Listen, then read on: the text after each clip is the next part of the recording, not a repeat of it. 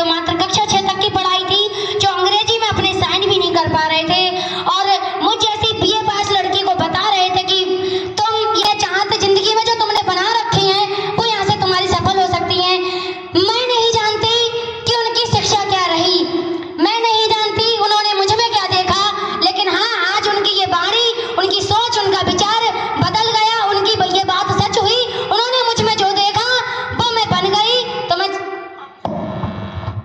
जिस घड़ी का साथियों हमें इंतजार था वो घड़ी आ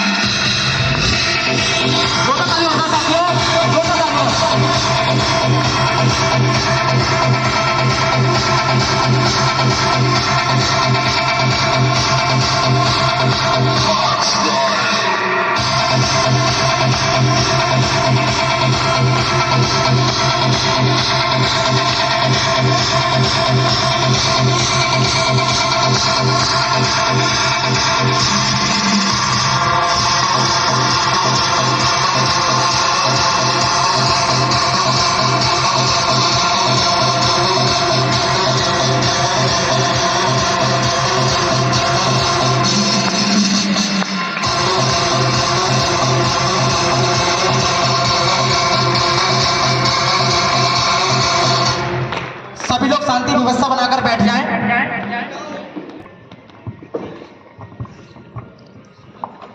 तो सभी लोग तैयार हैं सुनने के लिए? बीच में बात कट गई थी ना, कोई दिक्कत नहीं, क्योंकि आगमन हुआ था हमारे मुख्य अतिथि जी का। एक बार चाहेंगे जोरदार तालियां हो जाएं। बहुत बहुत धन्यवाद। तो मेरी बात कहाँ पर चल रही थी, किसी को पता है कहाँ पर चल रही थी हमारी बात? अगर आप लोग सब उपस्थित थे तो आपको पता होगी हमारी बात कहाँ पे चल रही थी। तो कहने का मतलब है आप लोग यहाँ उपस्थित नहीं थे। ये काम मत करो कि प्रेजेंट बॉडी माइंड एब्सेंट। घर वाले पूछेंगे आज तो मीटिंग में गए थे, आस्था की मीटिंग करके आए, क्या सुना? पता ही नहीं है, हमें पता ही नहीं है पारस जी कहाँ से थे, राजेंद्र सर कहाँ से थे, दीपांजलि कहाँ से आई थी, मनीता जी कहाँ से आई थी, वो किस जिंदगी को काट करके कहाँ से कैसे लेवल उन्होंने हासिल की और क्या कामयाबी ली, पता ही नहीं है, क्योंकि हम यहाँ बॉडी से उपस्थित है और माइंड हमारा दूसरी जगह घूम रहा है।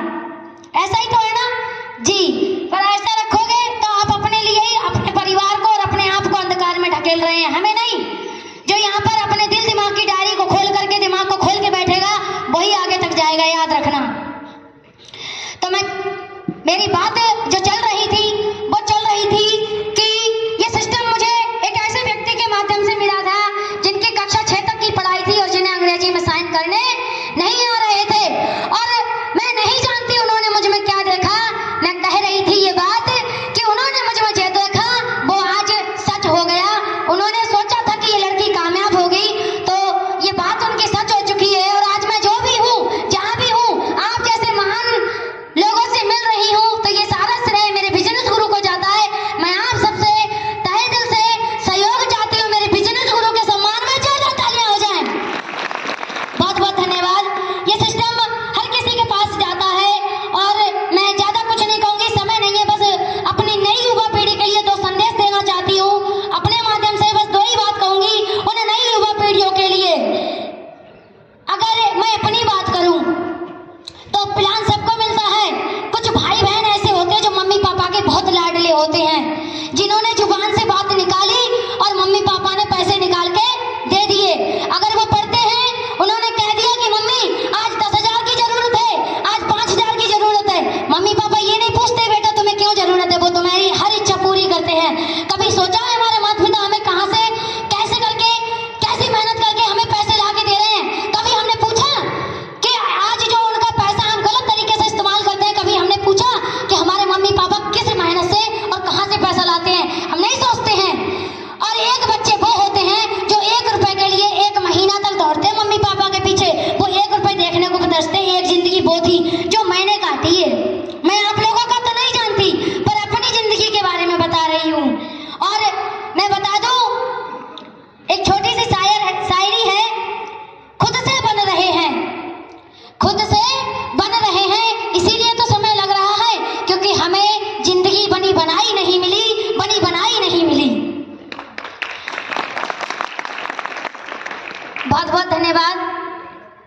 मैं अपनी उन नई युवा पीढ़ियों के लिए एक छोटा सा संदेश देना चाहती हूँ।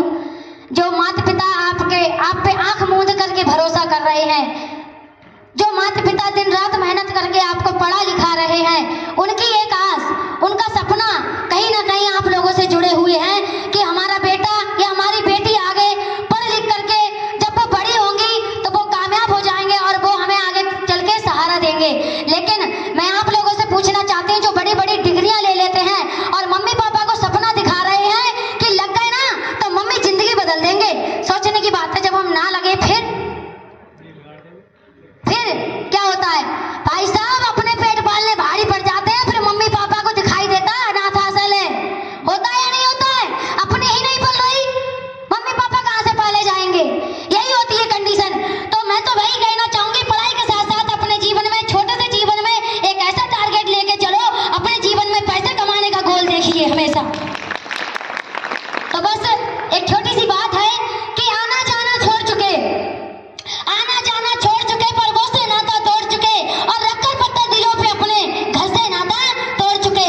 जो बच्चे प्रदेश में रह के पढ़ते हैं, मम्मी पापा जी ने पढ़ाते हैं कि किसका दिल करता है साथियों घर का सुख चैन गंवाने को, और फिर भी घर हम छोड़ा है जीवन सफल बनाने को, जीवन सफल बनाने को। और नैन में माँ के बसता सपना, जो हमारी माँ है वो सपने देख रही है कि नैन में माँ के बसता सपना मैं भी काबिल बन जाऊं, और कर कर चिंता बूढ़ी हो गई कभी तो खुशियां दिखलाऊं। बाप से मेरे चला ना जाता, फिर भी काम को जाता है और मेरा खर्चा भिजवाने को रोज कमा के लाता है। छत वो घर की टपक रही है, जिसके नीचे सोते हैं। और आप लोग तो जानते नहीं हो, जब आप प्रदेश में होते हो, काम करने जाते हो, तो मैं आपको बता दूं, अरे छत वो घर की टपक रही है जिसके नीचे सोते हैं। और जब जब हम घर से बाहर हुए, हमसे ज्यादा हमारे माता पिता रोते हैं, हमसे ज्यादा हमारे माता पिता रोते हैं। पता है तुमको, पता है रब को, मेहनत में मेरे कमी नहीं, और वो जीवन क्या जीवन साथियों जिसमें किस्मत से ठनी नहीं, किस्मत से ठनी नहीं। माना चलती कठिन परीक्षा, मैं सीधे बता दूं, एक बार में किसी को सफलता नहीं मिलती। आप लोगों को भी सफलता ऊपर नहीं लटकी जो मिल जाएगी। तो माना चलती कठिन परीक्षा, मेहनत मेरा हथियार है, और गुरुओं से लेकर के दीक्षा अर्जुन रण को तैयार है, और सबर का मैया बांध न टूटे, गला किस्मत का घोटूंगी, और कुछ चंद साल बाकी है, मैं आस्था परिवार से ड्रीम हाउस बन के लौटूंगी। बहुत बहुत धन्यवाद। तो ज्यादा कुछ ना कहते हुए बस मैं चाहूंगी आप सभी लोग जोश के साथ ये मत जताना, कंजूसी मत दिखाना, अपने माता पिता के सम्मान के लिए दो शायरियां कहना चाहूंगी कि अगर नशा करना है तो प्यार का नहीं, मोहब्बत का नहीं, दारू का नहीं। नशा करना है तो दौलत का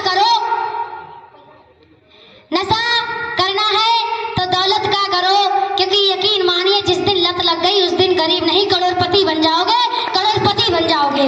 बहुत बहुत धन्यवाद। और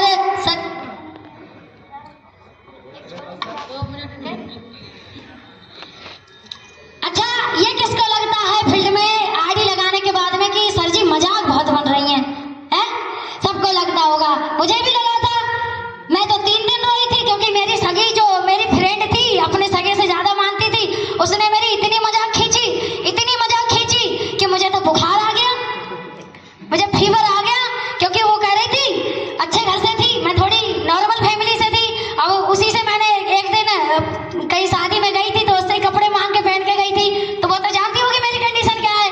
अब मैं उसे करोड़पति बनाने जाऊं तो मजाक तो बनेगी ना जी। तो मेरी दोस्त मुझसे कह रही, दीपांजलि, जब तेरा 1 लाख का चेक आए, उस टाइम पे 50,000 का मिलता था, 25,000 तेरे, 25,000 मेरे।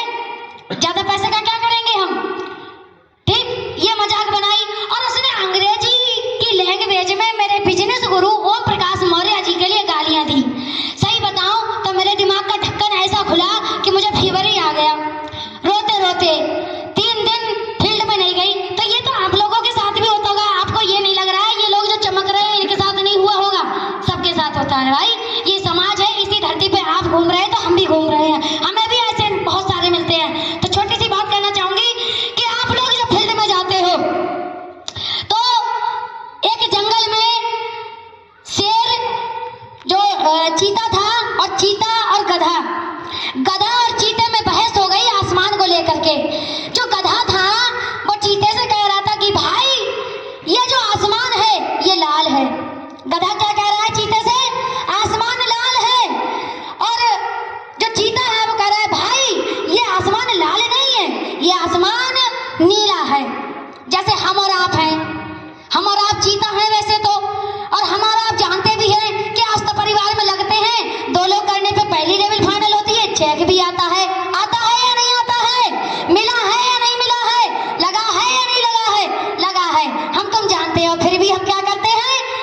जो गधा कह रहा था कि आसमान लाल है, चीता बहस कर रहा है कि आसमान नीला है। बहस काफी देर तक चली और चलते चलते बहस इतनी बढ़ गई कि जंगल के जो राजा शेर थे उनके पास इस बात का फैसला हुआ। तो जब शेर के पास उन दोनों भी लोगों का फैसला हुआ, पूछा गया कि भाई आप दोनों क्यों झगड़ रहे हो, किस बात को लेकर के आप लोगों में झगड़ा है? तो जो चीता था वो बोला, राजा साहब हम दोनों में से अगर कोई एक व्यक्ति गलत निकलता है, हम दोनों में से कोई भी गलत है, तो आप जो मन चाहे वो सजा दे सकते हैं। मैं इस गधे को 2 घंटे से समझा रहा हूँ कि आसमान नीला है, लेकिन ये जो गधा है ये बात मानने को तैयार ही नहीं है, आसमान लाल है, लाल है, इसकी एक ही रट है। तो जो गधा था बोला, हाँ अरे राजा साहब मैं यही तो कहना चाह रहा हूँ, आसमान लाल है, पर ये जो चीता है ये मेरी बात मानता ही नहीं, आसमान नीला लगाए पड़ा है। ठीक, तो ये बात रही। तब राजा साहब ने कहा कि चीता मेरे भाई, चीता मेरे भाई